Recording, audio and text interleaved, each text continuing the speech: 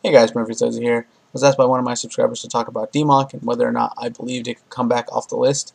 But before I start talking about that, I'm going to go ahead and direct you over to Alintheayoh's video with the annotation and a description link to his DMOC video, because they're probably going to be pretty similar, so you can see why he just believes that DMOC could come off the list. And so now, let's get into it. DMOC is pretty powerful. If you don't know what DMOC is, it's Spellcaster level 8. Has the ability to, when it is normal summoned or special summoned, to add one spell card from your graveyard, to your hand, and when it destroys a monster by battle, it banishes it instead of sending it to the graveyard. So right there, you can hear how powerful it is. In today's day and age, it isn't too hard to get him on the board, but you know his spell recursion ability isn't super powerful like it used to be.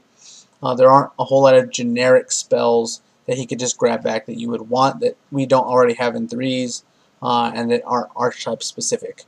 And so most people's argument is he would be too powerful in spellbooks or spellcast or prophecy deck, which isn't super solid of an argument because they have a lot of ways of recurring their spells anyway, and they have a way better boss monster in priestess and world. And so that's whatever. So really the only reason I could see it being still banned is because it has an inherent +1, much like Stratos. It's a good monster. It's just powerful. It's not like 1,000 attack, 1,000 defense. When it comes into play, it does the same thing. And then when it destroys something by battle, it does the same thing. It's not weak. It's pretty good. It's big. It is a trade-in target, so you can trade in, draw 2 cards, reborn it somehow, get back another spell, and so that's a pretty good combo, but it's still not ban-worthy, I don't know. I can't really see any reason for it to stay on the list beyond the fact that it was so abusable in the past, and unless Konami's R&D knows of a combo that we just don't know about, or maybe there's something coming out that we just don't know about, or there's some connection we just haven't just made yet. Basically, I would agree with Alintheayoh in saying that yes, it can come back.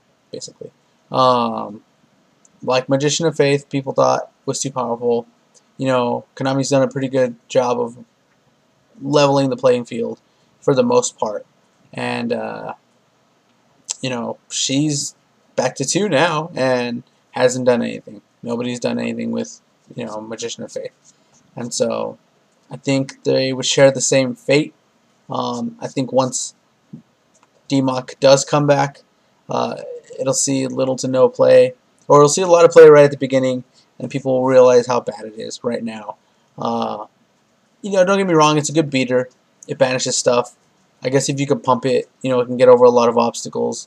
And it's the banishing part that makes me wonder, maybe that's why, because it has basically deprison or bottomless type effect. Not really, but it banishes stuff when it kills it. It banishes stuff, and that's free. It's just free. You don't have to discard anything. It doesn't, whatever. You don't have to pay a cost. It just goes away, and it's big. So that could be a problem, maybe. And then obviously the getting 1 spell back, and it's not like once per turn or once per duel it gets 1 spell back, or you can't activate the spell the turn you bring it out. It just comes back to your hand and go for it again. And so those things could be the reason why, but beyond that, I don't really see a reason why it should stay on the list. It's one of my favorite cards. I really like it, and I think it would be cool to bring it back. It'd probably be a really fun deck to play, or not deck, but card to play. You would have a reason to run your dedications through Light and Darkness again. You could add, Dark Magician fanatics can add it to their Dark Magician deck.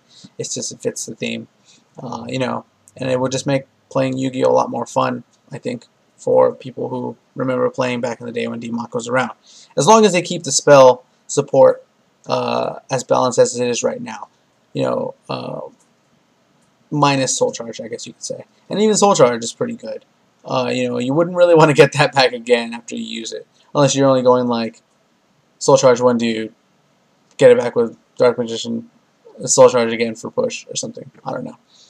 But beyond that, yeah, I think it'd be cool to have DMOC back. I play it. It's pretty fun.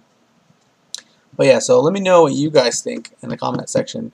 Do you think the DMOC is still too powerful, or has the game, done a pretty good job in balancing itself spells-wise, and that it would be just another cool boss monster for everybody to play with? And also, don't forget to check out Alintheayoh's video about DMOC in the annotations and description box if you can't click on annotations. Yeah, so let me know what you guys think. Hit the like, subscribe button so when I put in the videos, and thanks for watching.